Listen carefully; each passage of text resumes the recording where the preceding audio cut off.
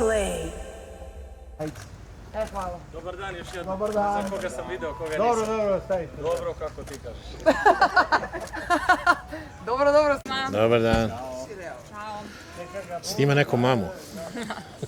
Mama nije. Kad može, no, Mama je nemojte mama. najljubavija.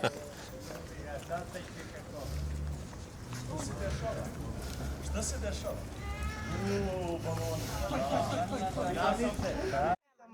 Spreman za slavlje. Hvala puno da ste živi, zdravi i dobrodošli uvek. Za slavlje uvek spremni. Je li proletela ova prva godina Lazarovog života? Da, bukvalno tornado jedan brzi i ne mogu da verujem, imamo neku dekoraciju baš sa nekim slikama od kad je imao mjesec dana pa evo do današnjeg dana, neverovatno. Koliko se i promenio i porastao, ali iz dana u dan je sve lepše iskustvo sa njim jer se i on menja i dobija neke emocije i empatiju i tek je sad sa njim onako pravo zadovoljstvo, a bit će verovatno sve veće. Šta je neopečatljivije za ovu godinu dana? Pridržava se, nije se još pustio sam, ali dobro. Mi momci smo malo lenji, tako da. A koje su prve reči koje je rekao? Pa mama, baba, deda, sve osim tata. A tatu voli najviše, a tata je nešto a. Nismo do to stigli još. Kad smo kod mame, kako se Jovana snašla u ulozi mame? Sjajno, stvarno. Preponosan sam na nju i na sve oko nas koji su nam tu. Laki je generalno super dete i sa svakim nađe neki zajednički jezik, tako da i nije teško sa njim. Da li pomožeš oko pelena, oko svega? Naravno.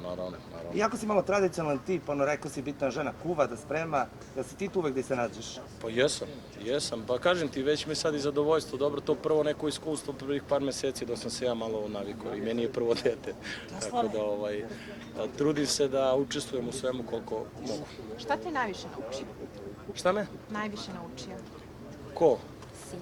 Sin? Pa sin me naučio najviše da ništa ne mora u životu više osim njegovog zdravlja i naše porodice, naše kuće, to je najbitnije i nekako od kad sam dobio dete sam legao. Legao sam lepo u smislu da nema više toliko stresa, ne jurcam, ni za čim.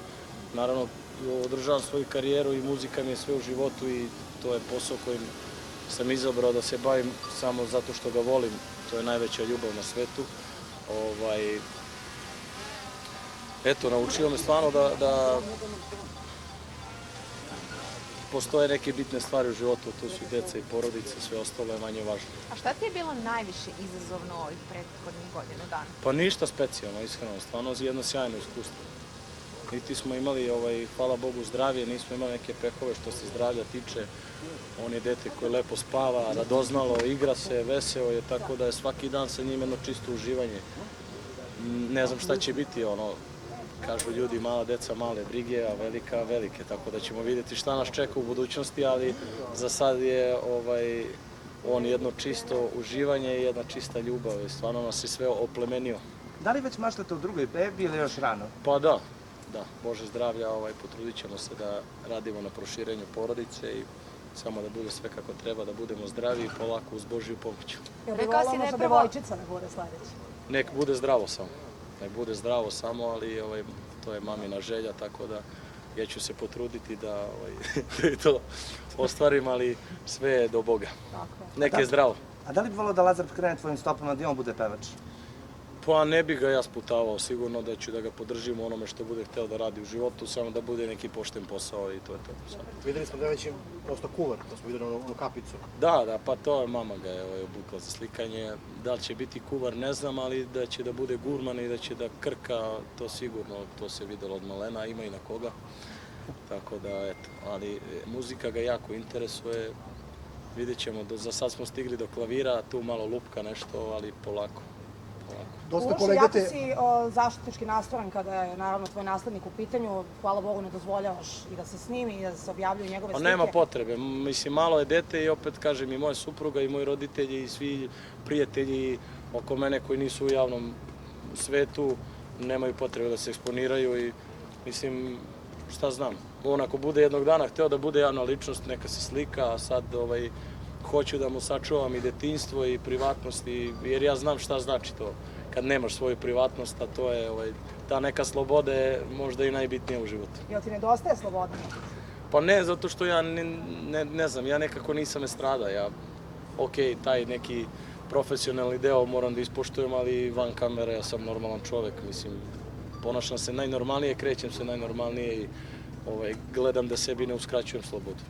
Jeste da me ljudi prepoznaju i na ulici, po šopinci, gde god da se pojavim, ali navikao sam. Već sad to sve periferno hvatamo, već mi je postalo normalno. Kad smo kod estrade, dosta kolega te ispoštovalo kada je u pitanju svadba, hoće li tako biti i danas? Pa hoće, da, hoće. Mislim, ovo je veselje za malo uži krug ljudi.